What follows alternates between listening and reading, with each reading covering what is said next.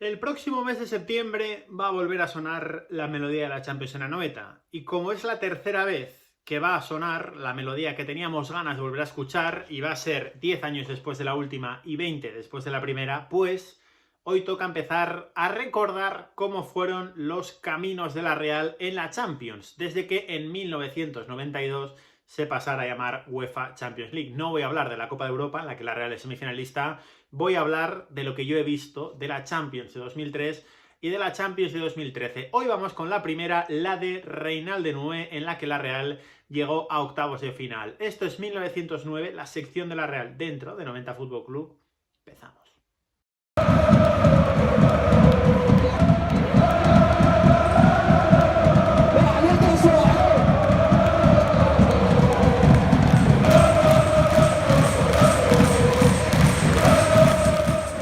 Ha pasado tanto tiempo desde que el Bayer Leverkusen jugara un partido de Champions en Anoeta en diciembre de 2013 que creo que toca pues echar la vista atrás y repasar cómo fueron los caminos europeos de la Real en la máxima competición de clubes. En la Champions, que como os he dicho en la entradilla, pues desde 1992 se cambia el nombre, se llama UEFA Champions League en vez de la Copa de Europa antigua, así que es de lo que vamos a hablar, ¿no? De esa Champions de Reinald de Noué, esa Champions de Yago Barrasate, antes de que disfrutemos de la Champions de Imanol Alguacil. Vamos a ir primero con la de 2003-2004, porque es la Champions a la que la Real llega después del subcampeonato de Liga, una Real que era un equipazo espectacular, una Real que cuando es subcampeona tiene un equipo que todos no sabemos de memoria, con Westerveld bajo palos, Aitor López Recarte, Jáuregui y Cuarme, porque Surrer estuvo lesionado en el eje de la zaga, Agustín Aranzábal, Aramburu y Alonso, Karpin de Pedro, Nijat y Kovacevic. Ese es el equipo que queda subcampeón, 43 goles entre los dos delanteros que se dicen fácil. Este año la Real creo que ha metido 50 goles entre todo el equipo y ha sido cuarta clasificada, así que para que os hagáis una idea de la locura de temporada que hicieron tanto Nijat como Darko. ¿Y por qué digo este dato? Porque al año siguiente, cuando la Real va a Champions, la Real es bombo 4 con 47.769 puntos de coeficiente, ahora tiene 33.000, la Real tendría pues los de la Liga, porque evidentemente era la primera vez que competía en la competición. Pues la Real va a Champions y el equipo es un poco diferente. Se habían ido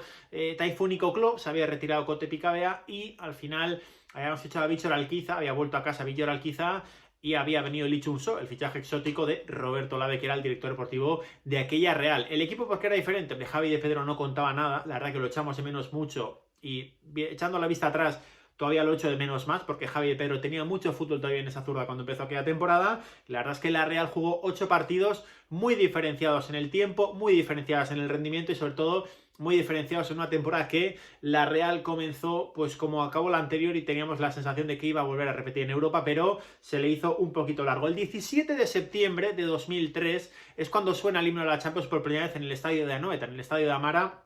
cuando recibimos al Olympiacos, a un Olympiacos en el que luego, casualmente, estaría Darko Kovacevic, que es el que marca el primer gol en la historia de la Real en la competición. El 11 que pone display, iba a decir en disposición Reinald de Noué, es este que os pongo a continuación, sobreimpresionado sobre mí, porque la Real sale con Barquero en vez de Javi de Pedro, luego entraría Lee Chun-so y juega de Paula. Es que son suplentes Nijat y de Pedro. De Pedro creo que de hecho ni siquiera fue convocado, porque Cheja Barquero es titular en la banda izquierda y creo que después entró Igor Gabilondo, y la verdad que en un duelo en el que ambos podían tener más respeto que otra cosa, la Real, para que os hagáis una idea, estoy aquí mirando en mis apuntes porque lo tengo todo apuntado porque ha pasado muchísimo tiempo, la Real del bombo 1 le cae la Juve, del bombo 2 el Galatasaray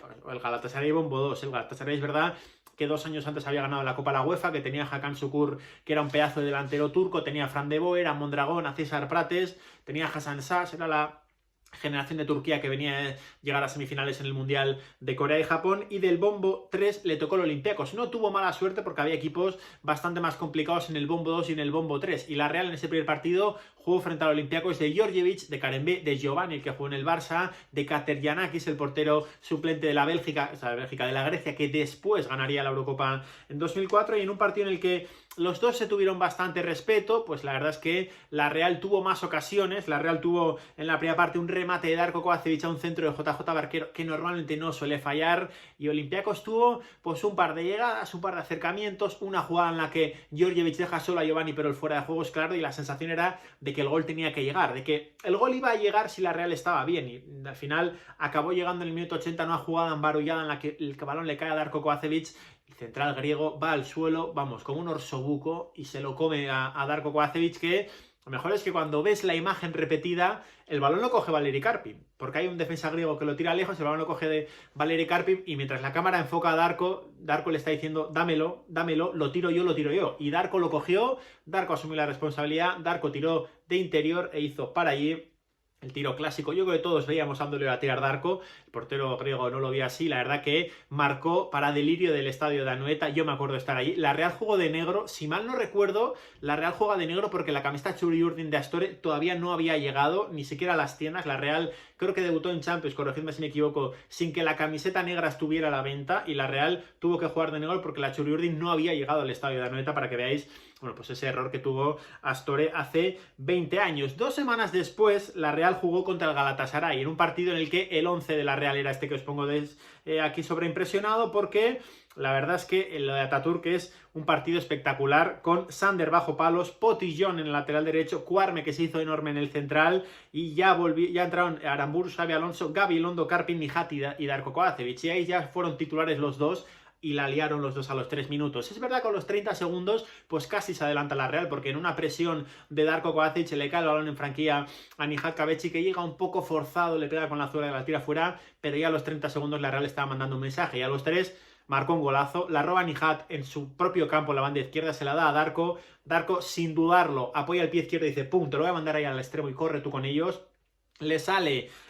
lo tengo apuntado porque le sale Tamas, que jugaba de pivote pero estaba en la posición de lateral derecho a Nihat. El toque de Nihat es sutil, a más no poder con el exterior, le hace un roto espectacular y la asistencia es un caramelito. Entra Darko pues como un tren de mercancías y la mete con la izquierda para hacer el segundo gol en la historia de la Real en la Champions. La mete muy bien, la Real sufre mucho en la primera parte. Esto, en lo que he visto de resumen, me recuerda o me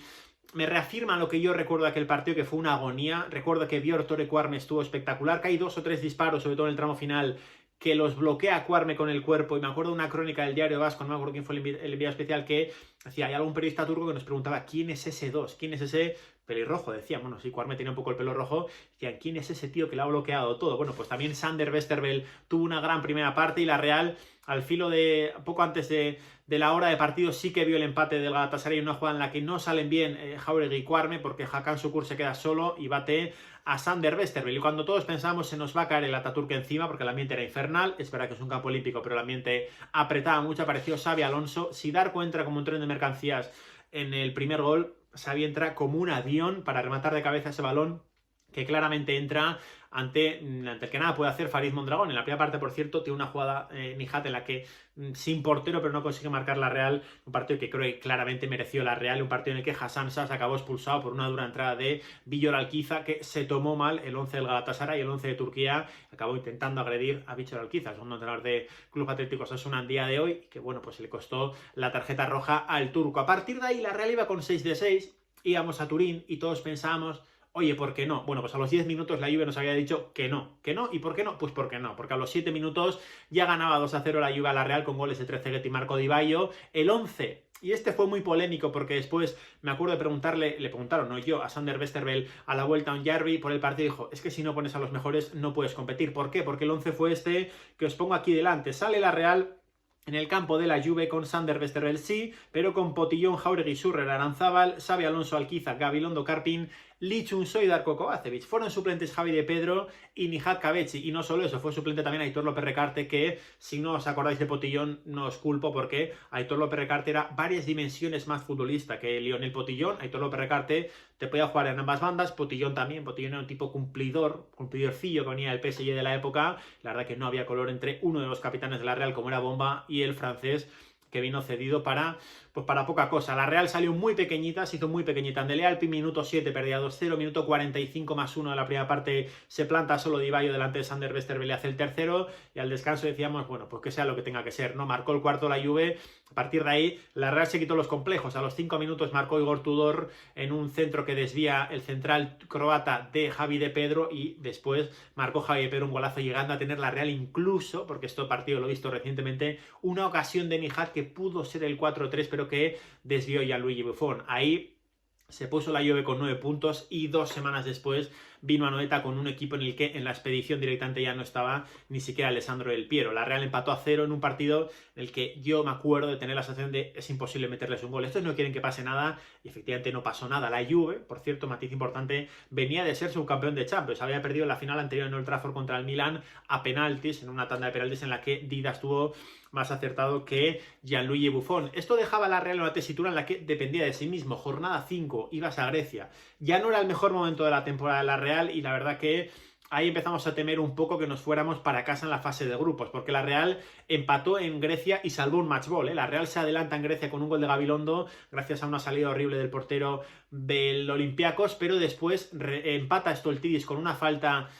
indirecta, sí, porque parecía que iba a tirar alguien con la derecha, Giovanni con la derecha, la deja hacia atrás, Stoltidis la revienta y creo que Sander no termina de verla. Sander hace 2 o 3 paradas en la primera parte, sobre todo una espectacular para evitar el 1-1 antes del descanso, no puede hacer nada en este, y luego un balón que pierde Villor, le llega Giovanni, lanza en carrera a Neri Castillo, sale Sander un poco a la desesperada porque se marchaba ya solo Neri Castillo, le regatea y marca Neri Castillo cuando pensábamos que iba a ser la next big thing, porque se lo llevó el City, porque pensamos que iba a ser buenísimo, finalmente no lo fue, pero la verdad que en ese tramo de ese año, con Olympiacos en la Champions, nos parece que iba a ser un grandísimo jugador. Con 2-1 la Real estaba con 10, habían echado a Darko por intentar controlar un balón con la mano, nada exagerado, ¿eh? La puso un poco así, le dio en la mano y le echaron por segunda amarilla una jugada que no tiene ningún tipo de sentido. Apareció Gaby Schurrer, un robo buenísimo de Víctor Alquiza en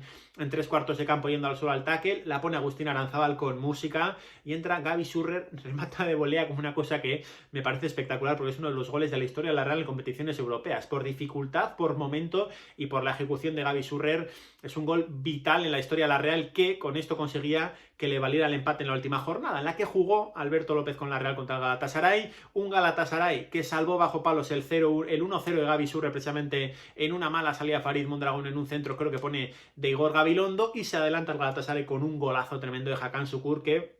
puede parecer fácil en el 1 contra 1, pero el gesto de Tobio de Hakan Şükür no fue nada fácil y batió a Alberto. En ese momento estaba eliminada la Real y teníamos una mentalidad, o veníamos de un año en el que pensábamos no nos vamos a eliminar, es imposible que nos eliminemos, y la Real las estaba teniendo, pero no las metía hasta que le llegó una falta lateral de Xabi Alonso a Óscar de Paula, que puede decidir de primeras, voy de cabeza a este balón, pero no era muy fuerte el balón para ir de cabeza, ¿no? Entonces, no sé si ve que se resbala el defensa, pero dice, la voy a controlar, y Óscar de Paula, acá el mejor suplente de la historia de la Real que yo he visto, incluso mejor que Juanmi Jiménez, la baja con el exterior y con una calma que me acuerdo en directo verlo por la tele porque yo no pudiera anotar ese día y se me hizo eterno entre que Óscar de Paula controlaba con el exterior y con el interior la ponía al palo largo para que no pudiera hacer nada el portero del Galatasaray. Ahora lo ves repetir y dices, bueno, pasó medio segundo ya, pues a mí ese medio segundo se me hizo eterno. La Real estaba en la siguiente ronda, Nihat tuvo en 2 ocasiones el 2-1 contra el Galatasaray, Lee Chun-so estuvo a puntito de marcar un gol en la Champions con la Real en ese partido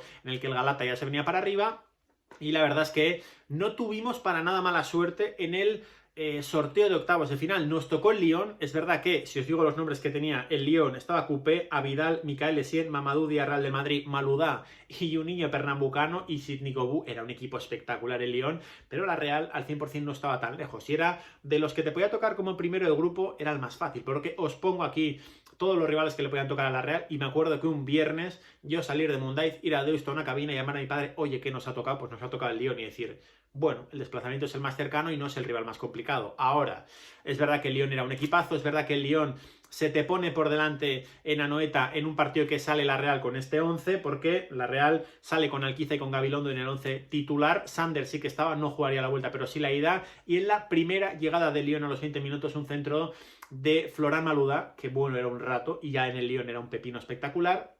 Pues creo que se resbala Schurrer o no intenta anticipar, pero no bien, porque se intenta ir con la derecha, aunque se resbale, ese balón va para afuera. Schurrer intenta ir con la izquierda y el centro viene desde la banda del lateral derecho y se la acaba metiendo, a pesar de que en el vídeo que está colgado en internet se oye claramente a Sander Westerveld pegar un grito y decir Sander o mía o deja, lo que sea, pero Schurrer mete el pie y se va la Real a Lyon con ese 0-1. No había sido inferior la Real al Olympique de Lyon, pero se fue al estadio de Gerland con ese 0-1. En el partido de vuelta salió la Real pues con este 11 que os pongo aquí sobreimpresionado, porque ahí ya estaba convocado Xavi Prieto, salieron también, salió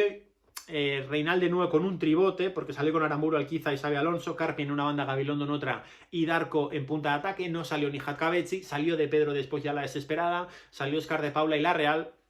Tuvo su momento. No hay resumen en internet que yo haya encontrado, pero me acuerdo de un centro desde la parte de abajo del tiro de televisión, aquí abajo a la izquierda, un centro, un zurdo abierto, y entró Xabi Alonso como en Ataturk, pero se la sacaron sobre la línea. Después una contra de Loel, que el pase atrás se lo dieron a un niño pernambucano, y llorando entró ese balón que echó a la Real de unos octavos de final de Champions, que no es ninguna locura pensar que la Real habría hecho un gran camino, porque al Lyon después le tocó el Oporto, ese Oporto fue campeón, era un gran Oporto, es verdad, pero una Real, si hubieran estado todos al 100% con el equipazo que había sido subcampeón el año anterior, pues creo que todos pensamos, y acertadamente, que podría haber hecho un gran camino, que fue un gran camino, que la Real llegó a octavos de final de la Champions, que lo firmamos todos con sangre. La Real ganó 2 partidos, empató 3 y solo perdió 1 en la fase de grupos, perdió los 2 de la eliminatoria, pero por 0-1 frente a un rival que no era superior, pero que tuvo más puntería que tú, o que tuvo más suerte que tú, porque el 0-1, repito, se lo marca Gaby Schurrer en la tan propia en la primera llegada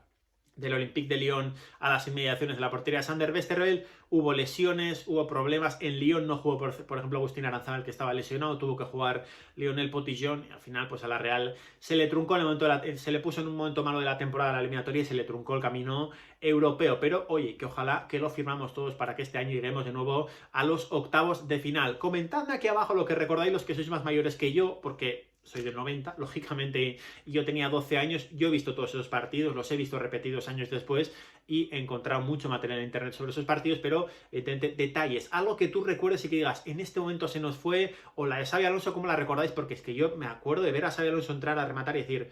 va para adentro, y no me acuerdo quién la saca, creo que en el primer palo la sacan y tuvo mala suerte la Real porque tuvo ese puntito de que Schurrer despeje bien o que esa no te la saquen, pues bueno, pues te cambia por completo una eliminatoria. Comentadme lo que recordáis de esa Champions, si estuvisteis en Turín y visteis el 11, comentadme qué recordáis de aquello, porque me imagino que llegaréis todos a Turín en una época, al Dele Alpi, en una época en la que no había redes sociales, y diréis, para eso me he venido hasta aquí, porque Dele Alpi estaba donde el viento daba la vuelta en Turín, con lo cual no era un viaje nada como. Para lo demás, like, suscribíos, seguid a 90fc _ en redes sociales. Muchas gracias. Aur.